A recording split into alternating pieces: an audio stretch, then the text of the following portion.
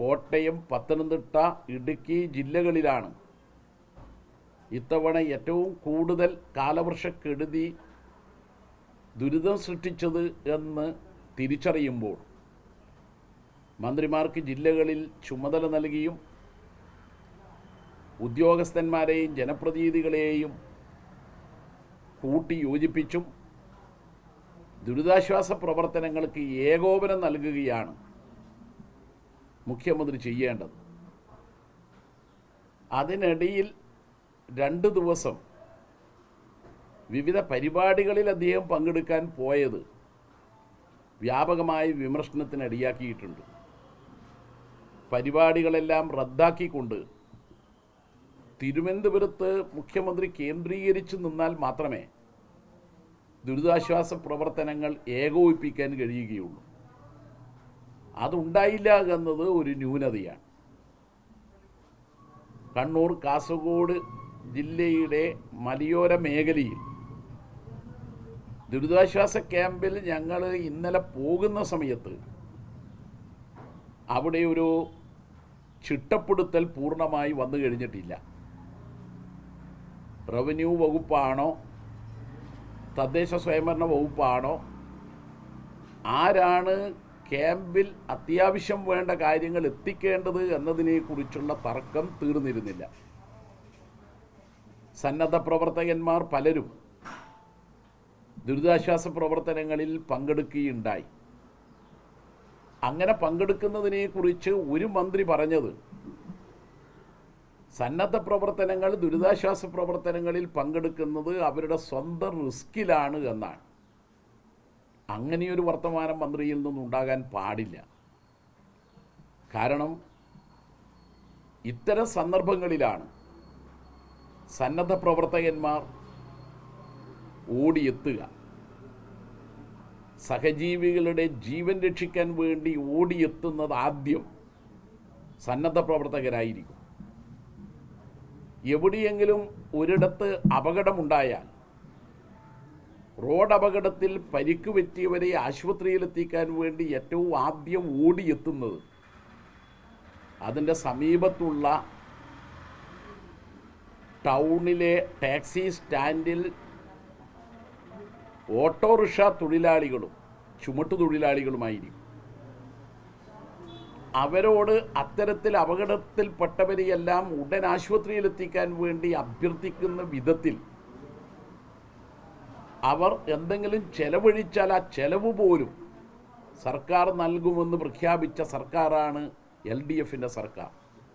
അതുകൊണ്ട് ദുരിതാശ്വാസ പ്രവർത്തനങ്ങളിൽ പങ്കെടുക്കാൻ എത്തിച്ചേരുന്നവരെ അകറ്റുകയല്ല വേണ്ടത്, കൂടെ നിർത്തുകയാണ്. ഒരു MLA പറയുന്നത് കേട്ടു, മുഖ്യമന്ത്രിക്ക് കാലവർഷക്കെടുതി ഉണ്ടായാൽ ഭക്ഷണം കഴിക്കേണ്ടതല്ലേ? ഭക്ഷണം കഴിക്കുന്നതിനെ ആരും എതിർക്കുന്നില്ല. അതിലെ അടിസ്ഥാന പ്രശ്നം മുഖ്യമന്ത്രി 31-ാം തീയതി ഉച്ചയ്ക്ക് ശേഷം 3 മണിക്ക് കാലാവസ്ഥാ വകുപ്പിൻ്റെ മുന്നറിയിപ്പുണ്ടായി കഴിഞ്ഞാൽ പിന്നീട് മറ്റു പരിപാടികളെല്ലാം റദ്ദാക്കി തിരുവനന്തപുരത്ത് കേന്ദ്രീകരിച്ച് ദുരിതാശ്വാസ പ്രവർത്തനങ്ങളെ ഏകോപിപ്പിക്കുകയായിരുന്നു ചെയ്യേണ്ടിയിരുന്നത്. അങ്ങനെ ചെയ്യാതിരുന്നതിനെക്കുറിച്ചാണ് വിമർശനം ഉയർന്നു വന്നത്. അല്ലാതെ ഭക്ഷണം കഴിക്കാതിരിക്കണം എന്ന് ആരും ആഗ്രഹിക്കുന്നില്ല. തീർച്ചയായും ഇനിയുള്ള ദിവസങ്ങൾ നിർണായകമാണെന്ന് സർക്കാർ കരുതണം. കാലാവസ്ഥാ വകുപ്പിൻ്റെ മുന്നറിയിപ്പ് കൃത്യമായി മനസ്സിലാക്കിക്കൊണ്ട് ഇടപെടണം. ഒരു പ്രോട്ടോക്കോൾ ഡിസാസ്റ്റർ മാനേജ്മെൻറ്റ് വ്യവസ്ഥ പ്രകാരമുണ്ട്. ആ പ്രോട്ടോക്കോൾ അനുസരിച്ചായിരിക്കണം കാര്യങ്ങൾ നീക്കേണ്ടത്. അല്ലാതെ ബാഹ്യ ഏജൻസികൾ മുഖേന ഈ കാര്യങ്ങൾ നടത്താൻ നോക്കുന്നത് ദുരിതാശ്വാസ പ്രവർത്തനങ്ങളോ കാലവർഷക്കെടുതി ഉണ്ടാകുമ്പോൾ അനന്തരമായി നടത്തേണ്ട കാര്യങ്ങൾ നടപ്പാക്കുന്നതിനു വേണ്ടി ബാഹ്യ ഏജൻസികളെ ഉപയോഗിക്കുകയോ ചെയ്യുന്നത് ആ പ്രോട്ടോക്കോളിൻ്റെ ലംഘനമാകാൻ പാടില്ല. അത് പ്രത്യേകം ശ്രദ്ധിക്കേണ്ട ഒന്നാണ്. ഇപ്പം മീൻതുള്ളി ആ പുഴയിൽ ഒരു നീന്തൽ പരിശീലകൻ ഒഴുക്കിൽപ്പെട്ട് ഒഴുകിപ്പോയി എന്ന വിവരം കിട്ടിയപ്പോൾ ആദ്യത്തെ 2 ദിവസം പൂർണ്ണമായി തെരച്ചിൽ നടത്തിയത് സന്നദ്ധ പ്രവർത്തകരാണ്. ഫയർഫോഴ്സും പോലീസും ഒക്കെ അവിടെ എത്തിയെങ്കിലും 3-ാം ദിവസമാണ് ഔദ്യോഗിക സംവിധാനം പ്രവർത്തനം ആരംഭിക്കാൻ തുടങ്ങിയത്. ഇതുവരെ ആ നീന്തൽ പരിശീലകനെ കണ്ടെത്താൻ കഴിഞ്ഞിട്ടില്ല.